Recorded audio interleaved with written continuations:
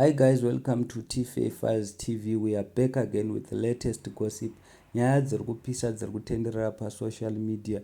Holy Ten achinyomba Hopewell Chin'onos, our #1 journalist, anyora kuti iye, who is Hopewell? Useless old man, that young boy. Asi munongoziva mega vazukuru vambuya nehanda vanotaura zvinhu zvakawanda zvakasiyana siyana. Varipo vamwe vati uyu mufesi uyu anenge ari kutumwa neZANU-PF, anenge ari kutumwa nevarakashi, because mukatarisa most of the people vaatuka vaanyomba vanhu vepati yachamisa veCCCC. Saka vanhu vabva vati mufesi uyu anenge ari kutumwa, ari kuita nemaune, ari kuita zvazva zvehasha, anoziva kuti akatemba chii, akatemba ZANU-PF. Mumwe munhu auya akanyora kuti Tinashe Mugabe, we need DNA test. Mukomana uyu haazive dzinza rake, hakuna samanyanga akadaro, anoda kutora attention by posting nonsense. Mumwe munhu akauya akati he is getting paid, we see you now. Mumwe munhu akauya akati akufarisa uyu. Mumwe munhu akati that's not it. Mumwe munhu akauya akati ini I don't blame Monde, but I doubt pamafungiro ake. Mumwe munhu akati Mujaya is the drama queen.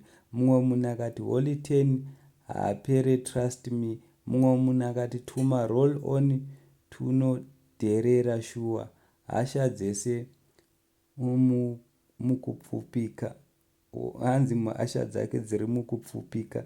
Mumwe munhu akati why is he doing this proud much, ane pride ndo inomunetsa.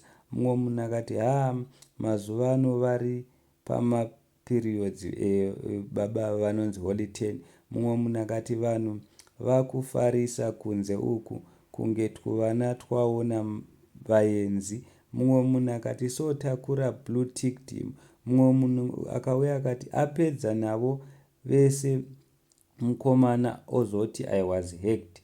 Mumwe munhu akati ndiko kupera kwake sesipo kuwacha Holy Ten. Mumwe munhu akati one thing about ZANU-PF, when done pushing their agenda vachakurasa ndopa uchaona kuti wakapusa.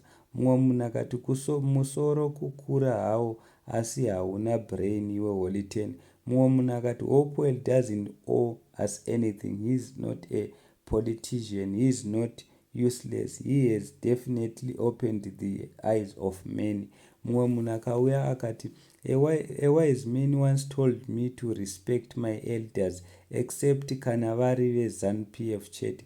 Mumwe munhu akati Holy Ten uchafira mumaoko evanhu nezvauri kuita. Mumwe munhu akati kusvika Holy Ten andituka nezita ndo pandichamira kumuteerera.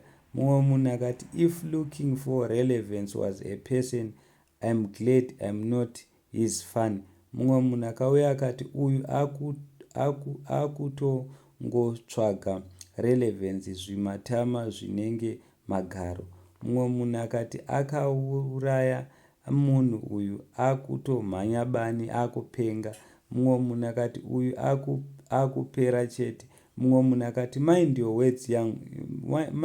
words son. So ndo nyanga tauya nayo guys.